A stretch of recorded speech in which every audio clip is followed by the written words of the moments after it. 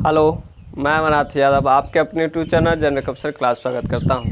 जैसा कि दोस्त जानते हैं, हम लोग शुरुआत किए थे मैथ प्रैक्टिस सेट का, जो कि प्रीवियस ईयर पूछा गया है। और आपके अगले एग्ज़ाम में जो भी आप देने जा रहे होंगे, या CHSL दे रहे हैं, या MTS देंगे, या ग्रुप डी देंगे, या आपकी 7वीं फेज में NTPC जो होगा, वो सारे एग्ज़ाम के लिए बहुत ही इम्पोर्टेंट है। आप देखना मत भूलिए, क्योंकि जो भी मेरे प्यारे साथी एग्ज़ाम दे के आए हैं, आपके जो भी प्यारे साथी एग्ज़ाम दिए होंगे, उनसे बात कीजिए पहले एग्ज़ाम में क्वेश्चन रहता कैसे है और कैसे हम उस क्वेश्चन को अटैम्प्ट करते हैं और कितनी समय लगी है। उनको पूछिए, देखिए कितनी वो बताएंगे। क्या बताएंगे? वो यही बताएंगे कि बहुत ही ईजी क्वेश्चन है और आपको प्रैक्टिस की ज़रूरत है। ईजी आप जब तक प्रैक्टिस नहीं करेंगे फ्रेंड्स, तो उसमें टाइम आपकी लिमिट रहती है। आपको टाइम के अंदर ही सारे क्वेश्चन का आंसर देना है। आप जितनी अधिक से अधिक क्वेश्चन का आंसर उस समय के अंदर देंगे, आपकी रिजल्ट उतना ही मात्रा में उतने ही % में आएगा। तो अगर आप प्रैक्टिस छोड़ दिए हैं तो फ्रेंड्स अभी से प्रैक्टिस में लग जाए, क्योंकि प्रैक्टिस ही बहुत ही मायने रखेगा आपके एग्ज़ाम के लिए। क्योंकि जो भी मेरे प्यारे साथी दिए हैं, बहुत ही कमेंट बताए हैं। जब मैं एग्ज़ाम इससे पहले दे रहा था, तो 100 क्वेश्चन जो पूछा जाता था 1.5 घंटे में, उसमें हम 1 घंटे में हम क्वेश्चन करके आधे घंटे शेष बच के रिवीजन कर देते थे। लेकिन इस बार क्या हुआ है, जो कि 1.5 घंटे में 100 क्वेश्चन अटैम्प्ट करने में लग चुका है। ऐसे ही वो बताएंगे, क्योंकि वो प्रैक्टिस छोड़ दिए थे। इसलिए आप प्रैक्टिस कीजिए और मेरे साथ इस चैनल से जुड़िए और देखिए आपको कितनी फास्ट तरीके से हम प्रैक्टिस कराना सीखेंगे। और आपको क्वेश्चन आता भी है तो भी है अच्छी बात है, नहीं आता है तो भी अच्छी बात है। आप क्वेश्चन को कैसे अटैम्प्ट करेंगे, क्वेश्चन को कैसे बनाएंगे, ये सारी चीज़ हम बताएंगे। और क्वेश्चन कैसे पूछा जाता है एग्ज़ाम में, डरने की ज़रूरत नहीं है। आप इस चैनल से जुड़े रहिए और देखिए बहुत ही अच्छी तरीके से आपकी तैयारी होगी। क्योंकि जो मेरे प्यारे साथी NTPC 6 फेज या इससे पहले दिए हुए हैं, उनसे बात कीजिए कैसा क्वेश्चन पूछा जाता है। और इस चैनल से जो जुड़े हैं, उनसे आप देखिए कैसे कैसे कमेंट करते हैं। कहते हैं जो आपने बताया वही क्वेश्चन वहाँ पे सेम क्वेश्चन और सेम पैटर्न था। तो आइए हम बात करते हैं फ्रेंड्स। तीसरी आज पार्ट आप लोग अपने लोग की 3 पार्ट होगी। तीसरी क्लास प्रैक्टिस क्लास 3 होगी। पार्ट 3 होगा, तो सबसे पहले 2 पार्ट देखिए। और अगर आप ज्योमेट्री पूरी बेसिक से समझना चाहते हैं, तो आपकी ज्योमेट्री मिल चुका है। ज्योमेट्री में ट्रायंगल आपकी पूरी ख़त्म हो चुकी है। उसमें हम सारी चीज़ बताए हैं। इन सेंटर के बारे में बताए थे, सरकम सेंटर के बारे में बताए थे, मीडियन के बारे में बताए थे, कॉन्ग्रुएंसी, सिमिलरिटी, ये सारी चीज़ हम बताए थे। लाइन एंड एंगल भी बताए थे। आप अगर पूरी बेसिक से देखना चाहते हैं तो आप ज्योमेट्री क्लास भी देख सकते हैं। फिर हम आप स्टार्ट कल से या परसों से हम फिर फ्रेंड्स करेंगे स्टार्ट चतुर्भुज की, जो कि पूरी बेसिक से बताएंगे। तो आप चैनल से जुड़िए और चैनल का मज़ा लीजिए और चैनल से पूरी अच्छी तरीके से, क्योंकि अभी बहुत ही महामारी चल रही है फ्रेंड्स, तो आप लोग क्लास भी बंद हो चुका है। आपकी तैयारी भी ऑफलाइन नहीं हो पाती होगी, तो आप ऑनलाइन जुड़िए। और जो सारी चीज़ आपको ऑफलाइन मिलेगा, वहाँ वो सारी चीज़ आपको यहाँ पे मिलेगा, उपलब्ध है। चलिए फ्रेंड्स हम शुरुआत करते हैं। तो सबसे पहला हम बहुत ही आसान क्वेश्चन की शुरुआत करते हैं। और देखिए कैसा क्वेश्चन आपके एग्ज़ाम में पूछा जाता है। डरने की ज़रूरत नहीं। अगर आप पहली बार एग्ज़ाम देंगे तो भी, अगर अगर 2 बार 3 बार दिए हैं तो भी, कोई भी डरने की ज़रूरत नहीं है। आपकी सिलेक्शन ग्रुप डी में एक सीट पक्की होगी अगर आप चैनल से जुड़ते हैं तो। चलिए फ्रेंड्स, कहता है एक त्रिभुज में तीनों कोनों का जोड़ कितना होता है। तो आप सभी मेरे फ्रेंड्स जानते ही होंगे। अगर प्रूव करना सीखेंगे तो आप सबसे पहले मेरी ज्योमेट्री क्लास का पहला वीडियो देखिए। आपको त्रिभुज के तीनों कोनों का योग 180 डिग्री कैसे होता है, हम प्रूफ करके बताएं। अभी हम सिर्फ बताएंगे कि त्रिभुज के तीनों कोनों का योग 180 डिग्री होता है। फ्रेंड्स जैसा कि कोण ए है, कोण बी है, कोण सी है, एक ट्रायंगल है और इस तीनों कोनों का योग पूछ दिया जाए तो फ्रेंड्स आप कहेंगे 180 डिग्री होता है। आप सीधी सी आंसर लगाएंगे। इसमें कोई डरने की ज़रूरत नहीं है और कोई बहुत ही चीज़ समझने की ज़रूरत नहीं है। चलिए फ्रेंड्स नेक्स्ट क्वेश्चन है, कहता है 63472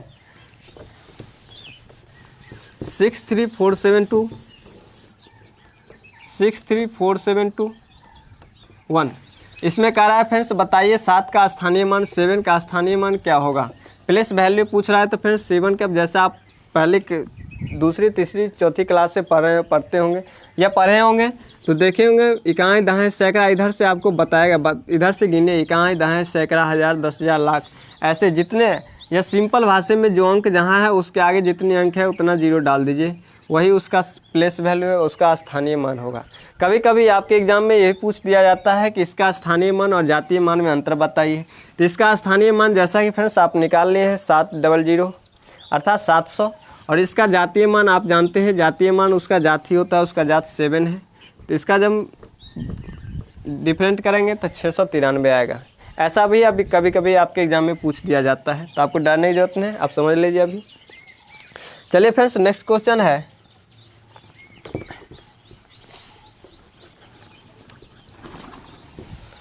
आइए फ्रेंड्स देखिए हम क्वेश्चन पढ़ते हैं। कहते हैं एक संख्या के 60% का 3/5 भाग 36 है। मान लीजिए कोई संख्या फ्रेंड्स x है, उसका एक 60% भाग का 3/5 भाग यदि 36 है तो संख्या ज्ञात कीजिए। इसका x का मान आपको निकालना है। बहुत ही आसान है। ऐसा ही क्वेश्चन आपको लैंग्वेज में कभी कभी ऐसा आप जैसे बैंक देंगे तो ये ऐसा क्वेश्चन आपको बैंक पीओ जो भी एग्ज़ाम दे रहे हैं बैंक का, ऐसा क्वेश्चन कैलकुलेशन क्वेश्चन आपको बैंक में ज़्यादातर मिलेगा। अगर यदि आप MTS ग्रुप डी CHSL दे रहे हैं तो लैंग्वेज में ऐसा क्वेश्चन आपको मिलेगा। तो आप जब देखेंगे फिर तो ये परसेंट आता है तो नीचे 100 आता है, ये 0 से 0 कटेगा फ्रेंड्स। आप देखिए 6 क्षेत्रिक 18 कटेगा, अर्थात x बराबर 18 पंचे 0 से 0 कटेगा, क्षेत्रिक 18 दूनी 36, तो 5 दूनी 10 नहीं कि 100, x बराबर 100 होगा। देखिए बहुत ही आसान है। आपको काटने का तरीका है, बराबर है तो ऊपर ऊपर कटेगा, नीचे नीचे कटेगा, यदि गुना में रहे तो ऊपर नीचे कटता है और कोना कोनी कटता है, क्रॉस मल्टीपल होता है। जैसे कि अगर गुना में ऐसा काटने के लिए दे दिया जाए फ्रेंड्स तो ऐसे कटेगा या ऐसे काट सकते हैं। अगर बराबर है तो ऐसे काटिए, ऐसे काटिए, ऐसे काटिए। अगर आप कैलकुलेशन नहीं देखे हैं तो कैलकुलेशन वाली क्लास देखिए, बहुत ही अच्छी तरीके से हम कैसे फास्ट कैलकुलेशन आप कर सकते हैं वैसे हम समझाने की कोशिश की है। चलिए फ्रेंड्स नेक्स्ट क्वेश्चन है,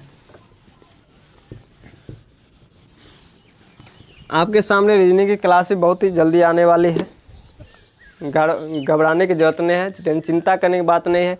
बहुत ही जल्दी आपके सामने रीजनिंग क्लास लाएंगे और देखिए कितनी अच्छी तरीके से रीजनिंग बताएंगे, वो आप देखते देखते समझ जाएंगे। पढ़ेंगे और समझेंगे आप कैसे, सिर्फ पेन चलाने की जरूरत नहीं है, आप माइंड से ही उसको बता सकते हैं इसकी आंसर क्या होगी। ऐसा रीजनिंग ही होता ऐसा है जिसको आप कैलकुलेशन उसमें ज़रूरत नहीं है। आप कॉपी पर लिख रहे हैं रीजनिंग को तो आपसे वो रीजनिंग कभी बनेगी नहीं, क्योंकि रीजनिंग ऐसा चीज़ है जिसमें माइंड की ज़रूरत है। दिमाग चलेगी तो रीजनिंग बनेगा, दिमाग नहीं चलेगा तो रीजनिंग आपसे नहीं बनेगा। चलिए फ्रेंड्स आगे हम देखते हैं, अगली क्वेश्चन है, बहुत ही आसान क्वेश्चन है। कहता है 300 पृष्ठों की एक किताब के पन्ने पर नंबर लगाने के लिए कितने अंक अपेक्षित है, अर्थात कितनी डिजिट आपकी जरूरत पड़ेगी। फ्रेंड जैसा कि 300 पृष्ठ वाली एक बुक चाहिए, 300 पृष्ठ वाली एक बुक चाहिए और उसको बोल रहा है बताइए 300 पृष्ठ वाली हम बुक अगर लें तो कितनी अंक की ज़रूरत होगी। तो डिजिट आपको निकालना है फ्रेंड्स। तो अगर आप नहीं देखें तो नंबर सिस्टम बढ़ाएंगे तो बताएंगे डिजिट कैसे निकालते हैं, नंबर ऑफ डिजिट, इकाई स्थान, दहाई स्थान, ये सारी चीज़ हम बताएंगे। जैसे फ्रेंड्स 300 अंक वाले एक पृष्ठ बनाना है तो इसमें कितने डिजिट की ज़रूरत होगी। तो जैसा कि आप जानते हैं 1 से 9 तक में कितने अंक होते हैं, तो आप कहेंगे 9। 1 से 9 अंक में एक अंक वाली एक 9 अंक होती है, तो 9 गुने 1 बराबर 9 अंक होगा। आप बताएंगे 9 से 99 तक में, अर्थात 9 से 99 तक वाली संख्या में कितनी अंक के 2 डिजिट वाली कितनी अंक होती है, तो आप कहेंगे 99 में से 9 घटेगा तो कितना बचेगा 90। 90 में प्रत्येक अंक में 2 डिजिट होता है, प्रत्येक अंक में 2 डिजिट होता है, तो 9 दूना 18 था तो 180 डिजिट होंगे। आप बच गई फ्रेंड्स 300 तक में। तो बताइए 99 से 300 तक वाले में, तो आप कहेंगे 300 में से 99 घटाइए 201। 201 है, इसमें कितने डिजिट होते हैं 3 डिजिट। तो 201 अंक जब है तो फ्रेंड्स एक अंक में 3 डिजिट होते हैं, तो 201 अंक में कितने डिजिट होंगे, तो आप कहेंगे 603। सभी को ऐड कीजिए फ्रेंड्स, तो 9 3 12, 8 1 9, 6 1 7, अर्थात 792 अंक की ज़रूरत पड़ेगी। सॉरी 792 डिजिट ऐसे होंगे जो कि आपको 1 से 300 तक वाले पृष्ठ जब बुक बनाएंगे तो 693 डिजिट की ज़रूरत होगी। तो ये आपका आंसर हुआ 693। अगर आपको 1000 तक पूरे ऐसे ही करेंगे 299 से, अर्थात तो 199 से आप 999 तक जाएंगे। जैसा कि आपको 1 से 1000 तक के लिए पूछ दिया जाए, 1 से 1000 तक तो आप ऐसे लिखेंगे। 1 से 9 तक में 9 एक अंक होते हैं, तो 1 9। आप बताएंगे 9 से 99 तक, 9 से 99 तक तो आप कहेंगे 90 गुने 2 बराबर 180। अब हो गया फ्रेंड्स 99 से 999 तक, तब बताइए 900 हुआ, प्रत्येक में 3 डिजिट अर्थात 2700। और 1000 तक पूछा है फ्रेंड्स, तो सबको ऐड कीजिए। 1 अंक वाले ऐसी 3 अंक वाली ऐसी संख्या होगी, एक 1000 होगी जिसमें 4 अंक होगा, 1 होगा, 1 अंक 1 जोड़ देंगे, आगे आपकी संख्या आ जाएगी। चलिए फ्रेंड्स नेक्स्ट क्वेश्चन देखिए आपके सामने, बहुत ही आसान है।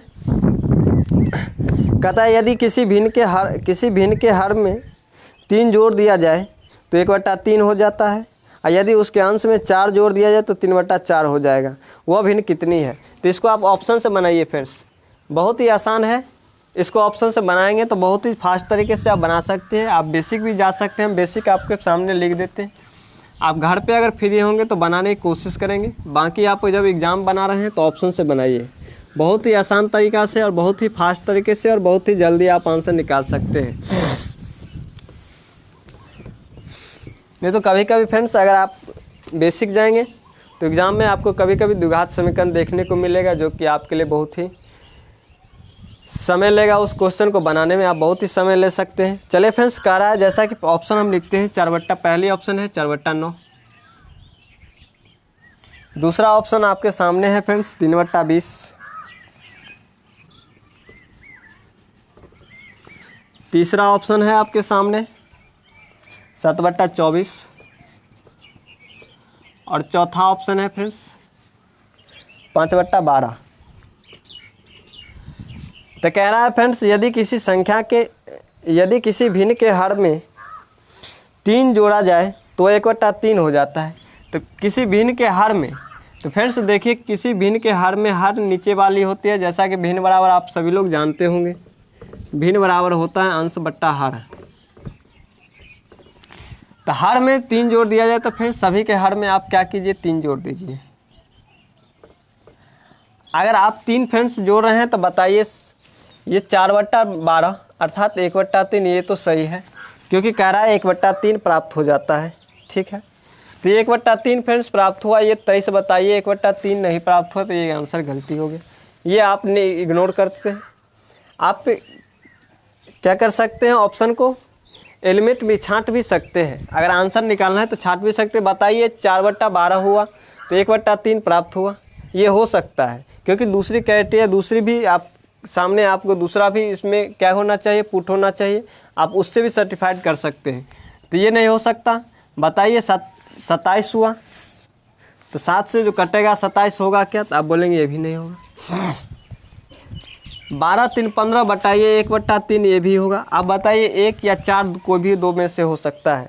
आगे कह रहा है फ्रेंड्स अगर अंश में 4 जोड़ दिया जाए तो 3/4 प्राप्त होता है। अब अंश में क्या कीजिए फ्रेंड्स, 4 जोड़ दिए तो 3/4 प्राप्त होता है।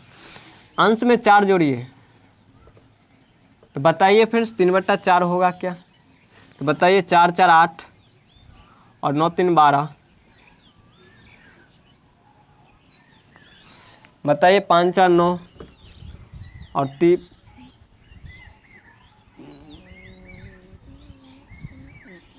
5 4 9 और ये 12 और यहाँ आप जोड़िए फ्रेंड्स, अंश में 4 2 जोड़ देते तो 4 4 8/9। अब बताइए फ्रेंड्स ये 8/9 है और इसको काटेंगे तो 3 3 9 और 3 चौका 12 अर्थात 3/4। बताइए ये 3/4 हुआ। दूसरी क्राइटेरिया में 3/4 हुआ। पहले में जब इसको जोड़े थे 3 जोड़े थे तो फ्रेंड्स 1/3 आ रहा था। तो पहला कह रहा था यदि अंश हर में 3 जोड़ दिया जाए तो 1/3 प्राप्त होता है। दूसरे में कहता है यदि अंश में 4 जोड़ दिया जाए तो 3/4 प्राप्त होता है। अर्थात फ्रेंड्स चौथे ऑप्शन से ये सही हो रहा है, पहले ऑप्शन भी गलत है। तो इसका आंसर फ्रेंड्स चौथा आंसर होगा। आप ऐसे निकाल सकते हैं या फ्रेंड्स भिन्न बराबर मान सकते हैं, x/y भिन्न बराबर होता है। पहला कह रहा है यदि हर में कितनी जोड़ दिया जाए फ्रेंड्स, यदि हर में 3 जोड़ दिया जाए तो 1/3 प्राप्त होता है। ये पहले समीकरण हुआ। दूसरा में कह रहा है फ्रेंड्स, यदि अंश में 4 जोड़ दिया जाए तो 4/3/4 प्राप्त होता है। आप यहाँ से दोनों को हल करके निकाल सकते हैं। XY का मान निकालिए और भिन्न आप लिख सकते हैं। चलिए फ्रेंड्स नेक्स्ट क्वेश्चन देखिए, बहुत ही आसान है।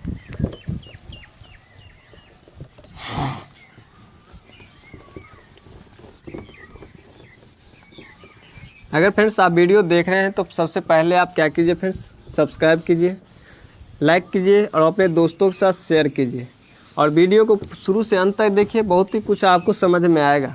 ऐसी बात नहीं है फ्रेंड्स कि फालतू में हम बना रहे हैं, कुछ ना कुछ आपके लिए इम्पोर्टेंट, आप कुछ अगर पूरी लास्ट शुरू से लास्ट तक देते तो कुछ ना ऐसी चीज़ होगी जो आपको समझ में आएगा, आप उसको नए तरीके से सीख सकते हैं ज़रूर। ऐसे इसलिए आप कुछ ना कुछ जहाँ से अगर आपको फ्री में ज्ञान प्राप्त होती है उसको लीजिए।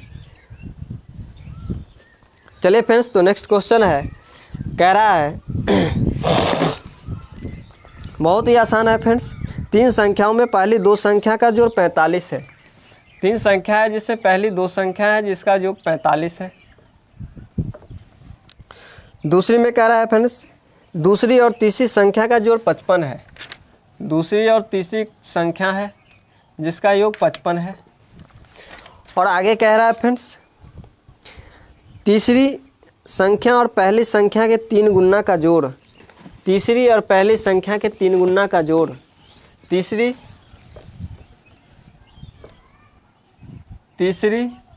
और पहली संख्या के 3 गुना का जोड़ कितना है? अब फ्रेंड्स 90 है। बताइए फ्रेंड्स, यहाँ से 3 कॉमन लेंगे तो तीसरी संख्या और पहली संख्या बराबर 30 होगा। अब पूछ रहा है बताइए तीसरी संख्या क्या होगी, तो पूछ रहा है बताइए तीसरी संख्या क्या होगी।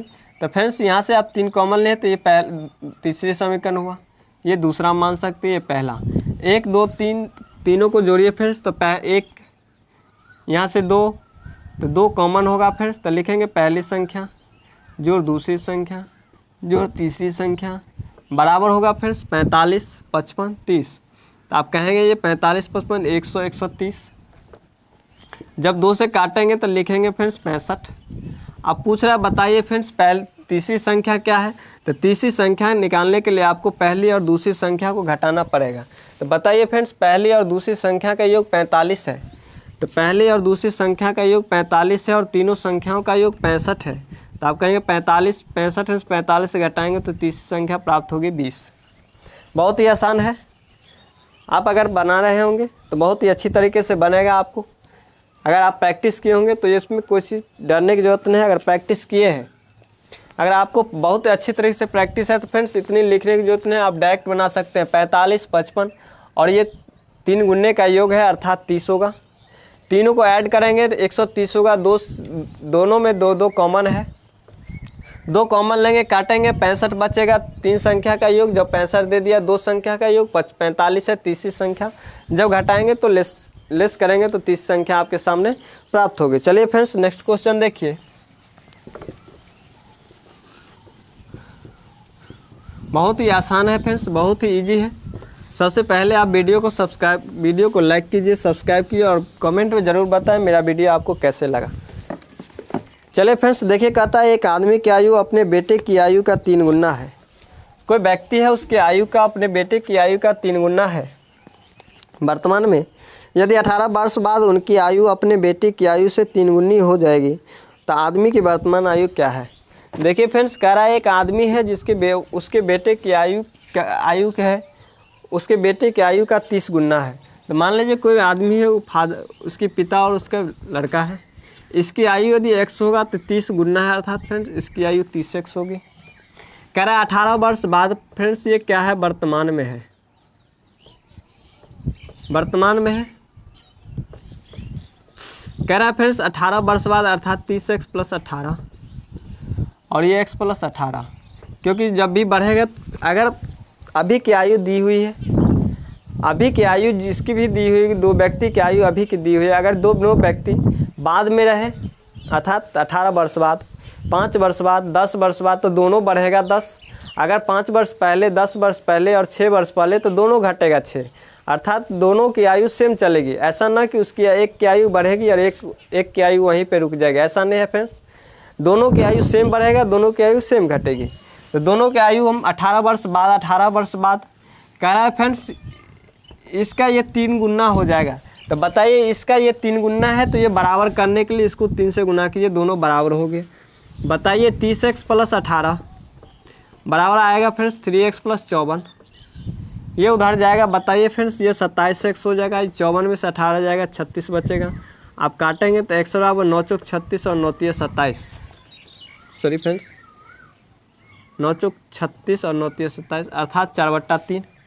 बताइए फ्रेंड्स ये वर्तमान आयु किसकी पूछ रहा है। बताइए पिता की वर्तमान आयु कितनी होगी। तो 30 × 4/3, 3 दाएँ 30 अर्थात 10 चौक 40 वर्ष।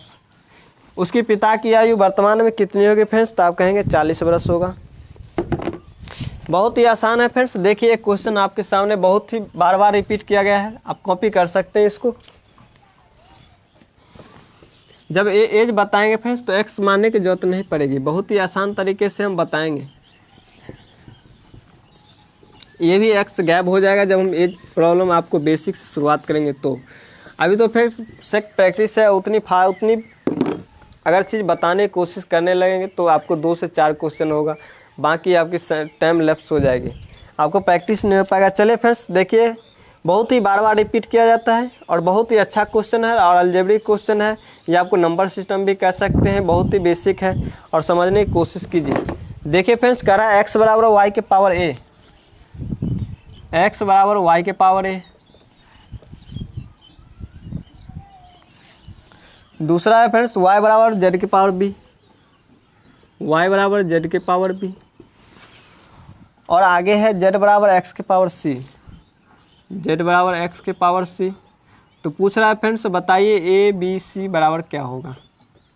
आप बनाने की कोशिश कीजिए। अगर आप देखेंगे इससे पहले क्वेश्चन बनाएंगे तो आपसे बनेगा, अगर नहीं देखें नहीं बनाए होंगे तो आपसे कभी भी नहीं बनेगा।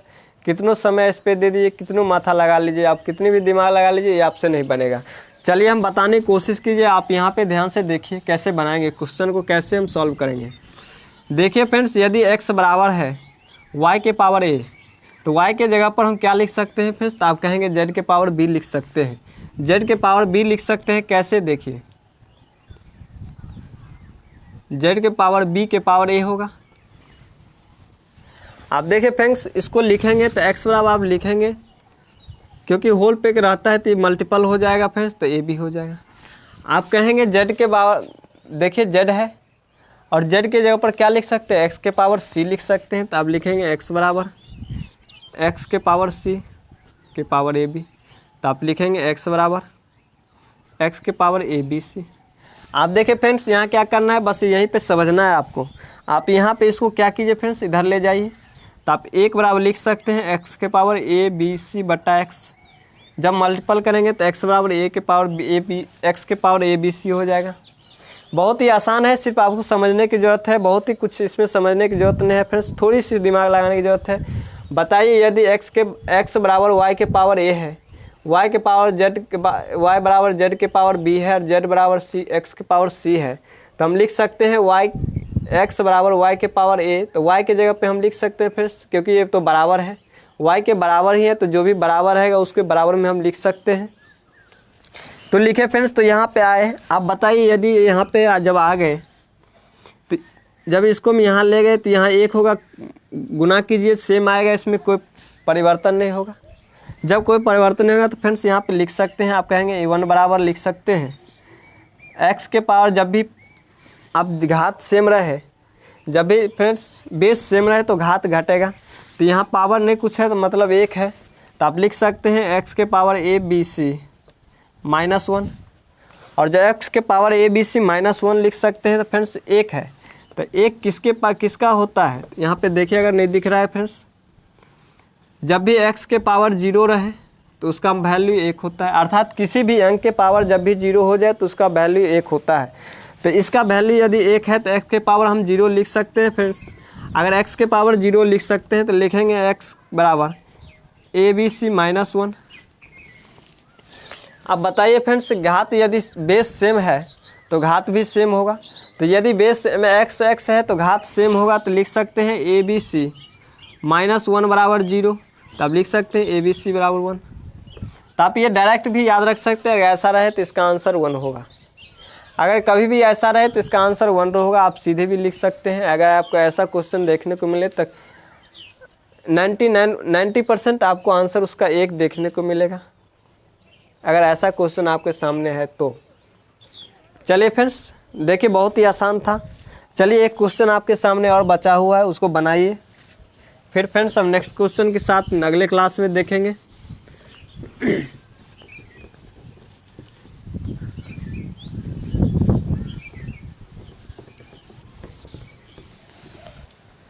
चलिए आइए फ्रेंड्स, देखिए बहुत ही कहता है, एक बेईमान व्यापारी अपनी वस्तु को लागत मूल्य पर बेचने का दावा करता है, परंतु 1 किलोग्राम वाट के स्थान पर 900 ग्राम के गलत वाट का प्रयोग करता है। बताइए उसे कितने प्रतिशत लाभ हुआ।